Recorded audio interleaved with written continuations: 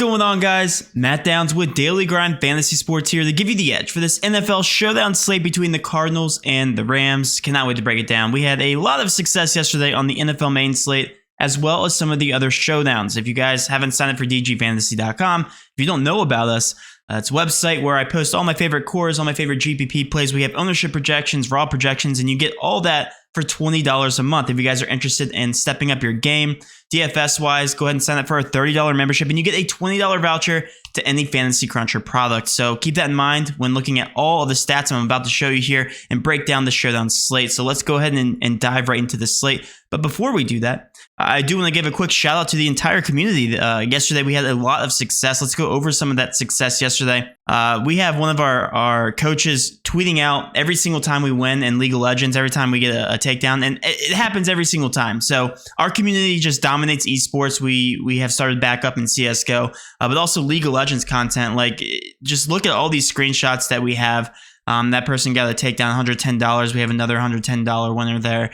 And then $55 and $116. It's just like every single time. Then yesterday with our NFL success, we had a 5th place finish here, $350. This guy did MMA. He played a 3-max, turned $15 into $370. So congrats. I do know him. He's been in our Discord for a long time. $100 winner there, and also some more success. $7 turned into $115. So talk about ROI. I think that's the highest on the slate there when you look at our Discord members. But nonetheless, let's now focus on this NFL slate. I will also be giving away a free prize pick entry here at the very end of this video, and throughout the video, I'll be giving away some of my favorite ones that I do know this.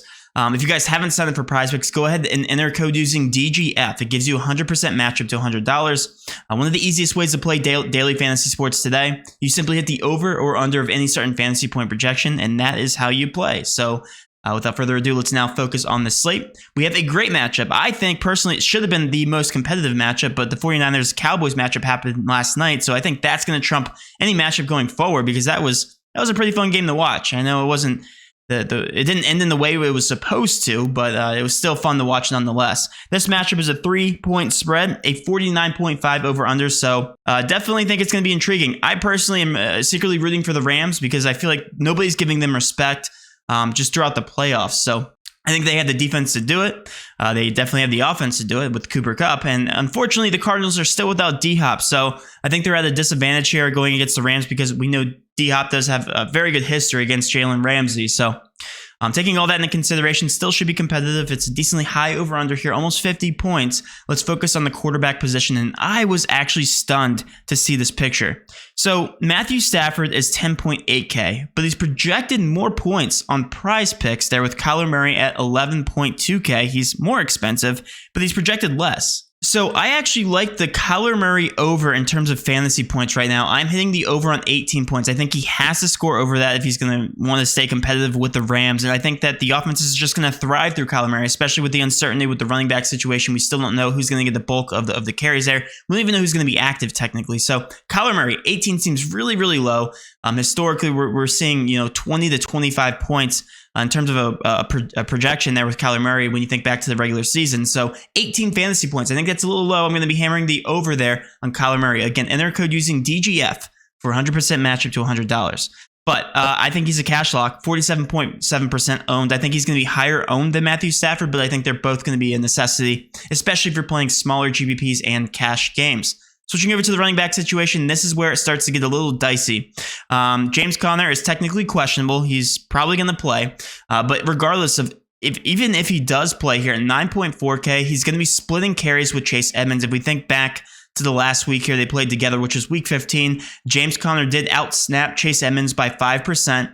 And they're going to be splitting carries just, throughout the game if they're both active and ready to go. Not only that, James Conner is probably going to be somewhat limited because, again, he is still questionable. So Chase Edmonds could easily see more snaps than James Conner there at 5K. He's also cheaper, so I actually do prefer Chase Edmonds. I'm not thrilled about it over James Conner. I think they're both good GPP options. I do think you need some exposure because one of these guys should score a touchdown here throughout the entirety of this game. So I think they're both GPP options, and if you're asking me which one I do prefer, I prefer the cheaper option than Chase Edmonds. However, they're both very low owned, so I do love them both in GPPs. Like if you're gonna want to leverage play, it's gonna be one of these two guys. Right now, we have Chase Edmonds projected for 12.3 points and James Conner projected for 14 if they both do suit up and play. Switching over to the wide receiver position, this is another crazy picture. It kind of just goes in line here. We have Christian Kirk projected right now for 13 points on Prize Picks. He's also at 7K, and we also have AJ Green here at 5.8K. He is projected 9.5 points. Rondale Moore projected 3.3, and then Wesley at 5 points. Wesley's going to be my favorite value play on the entire slate because he's technically the wide receiver 3 in this offense, and he's been out snapping Rondale Moore. So one thing I do love about him is he's cheaper than Rondale Moore. Yeah, he's cheaper than Rondale Moore significantly, and he's only 1.8K. So to hit that price point, you only have to get 3.6 DraftKings points. Antoine Wesley, all he has to do is catch a couple balls, and he's hitting that over. So Wesley, my favorite value play on the slate by far, and I think you need to lock and load him, especially if you're trying to get to that stub potential, maybe a Cooper Kupp or a Kyler Murray or Matthew Stafford in your captain spot. So Antoine Wesley, good play. The rest of these guys kind of fall by the wayside, but I don't hate Christian Kirk at 7K. I think that's actually pretty cheap, especially since he's a wide receiver 1 here going forward throughout the playoffs. He's also 31.1% owned, so he's teetering on that range of a cash/GPP category. If it's going to be Christian Kirk, or if it's going to be Kyler Murray going off, he's going to be throwing some long balls there to Christian Kirk. So at 31.1%, definitely don't mind him. AJ Green, more of a GPP play, and Rondale Moore is definitely a GPP play. He's the least favorite of those 4 wide receivers, in my opinion. He's also showing the lowest ownership. So if you want additional leverage there, Rondale Moore is good, and Antoine Wesley is showing lesser ownership than the other 2 wide receivers I talked about with AJ Green and Kirk. I think he's a good pivot as well. So should be in your lineup if you're paying up for a stud in your captain spot, and just in general, he's carrying lower ownership. Switching over to the tight end picture, I'm kind of indifferent here on Zach Ertz. I actually don't mind him as the last piece in cash if you happen to land on him. He's showing 30.4%, so decently high ownership for GPPs. He's been heavily involved in the offense. If you guys look at his recent games, he's not scored under 10 points here in the past 4 games. So that's one thing to consider here. He's getting plenty of targets, 10, 9, 13, 11. He's pretty much a wide receiver in this offense, and right now he's projected 12 points on Prize Picks, so I actually like that over as well. My second favorite Prize Picks here is going to be Zach Ertz on Prize Picks 12. Hit the over on that as well.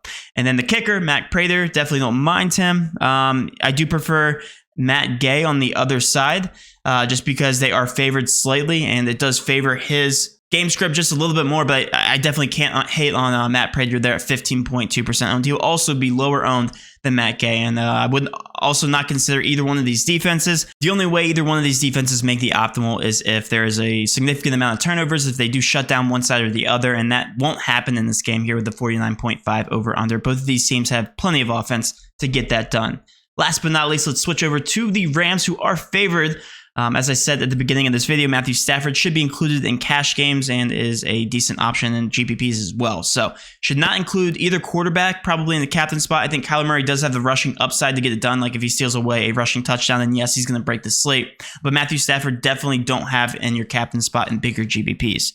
Switching over to the running back situation here, it's going to be a clear-cut number 1 overall option here for Sony Michel. Sony Michel here, 13.5 points. He is still projected to be the lead back. Not only that, Cam Akers is 6.6K. Even though he is active and ready to go, he only got 5 attempts in the first game. I do think he gets more attempts, and I do think he eats into Sony Michel's production.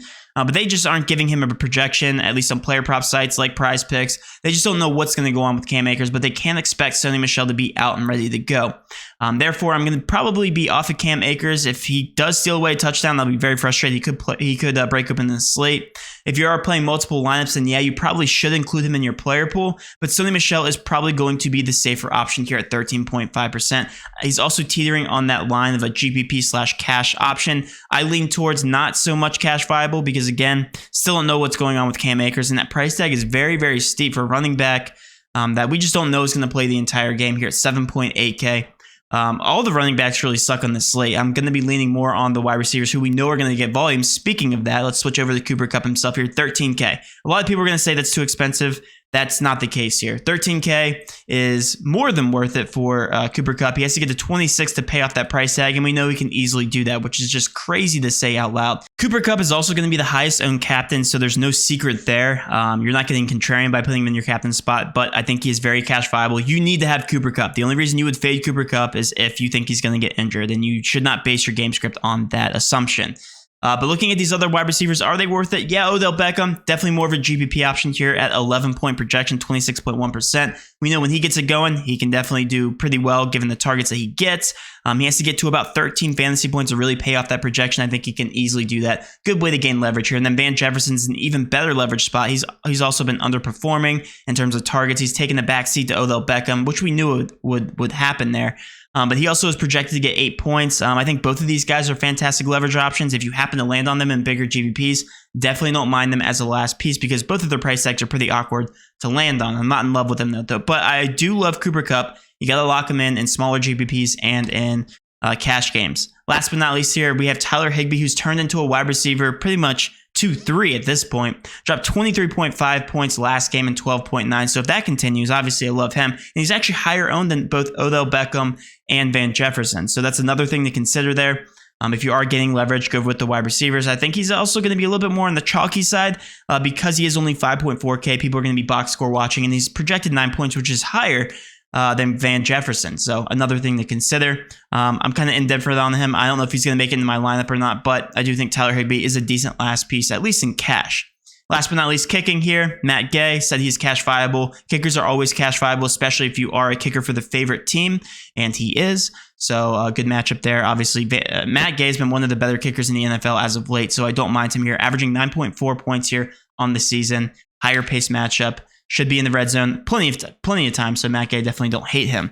But let's go through some lineup building. So there's a couple guys I think you need to have in your lineup, especially in cash, and I think that's excuse me. I thought I was over COVID. Cooper Kupp, you need Kyler Murray, and you need Matthew Stafford. Like, I don't think you can get away with a lineup that doesn't have those three guys, at least in cash. So I just need to show you what's going to happen when you lock those guys in. I'm not going to lock in those guys in the captain spot because it's going to leave you with nothing. But if I go to the flex position, lock in Cooper Kupp, Kyler Murray, and Matthew Stafford, it's going to punt at the captain spot, which there's nothing wrong with. I might just be giving you guys a straight up really good lineup here for cash games here with Wesley in the captain spot. But it significantly limits your upside because unless Wesley is the highest, one of the higher scoring guys on the slate, you're not going to take down a bigger GBP. So my assumption is that you're going to have to fade one of these stud guys, talking about Stafford, Kyler Murray, and Cooper Kupp. Good luck choosing between any one of them. Like, you can hope for a Cooper Kupp floor game, which does happen, especially that 13K price tag. He's basically going to have to catch a touchdown, but him catching a touchdown is very likely. So yeah, I think in bigger GPPs, you get away with fading one of these two quarterbacks or Cooper Kupp and then kind of stacking, one side or the other here in terms of the teams. But this overall is not a bad cash lineup. This actually might be a optimal lineup, just the way that some things are playing out here in terms of the price tags. Chase Edmonds, like I said, I do prefer him over James Conner because I think he does get some volume. I might be getting different there with Chase Edmonds. And then Christian Kirk is going to be cash viable regardless because a 7K price tag with the amount of volume that he should be getting is pretty good. But that will wrap up my breakdown, guys. Hopefully you did enjoy this breakdown. If you did, please do hit that subscription button, notification bell, and of course, smash that like button for all of our future NFL content. With all that being said, have a great rest of your day, and let's cash.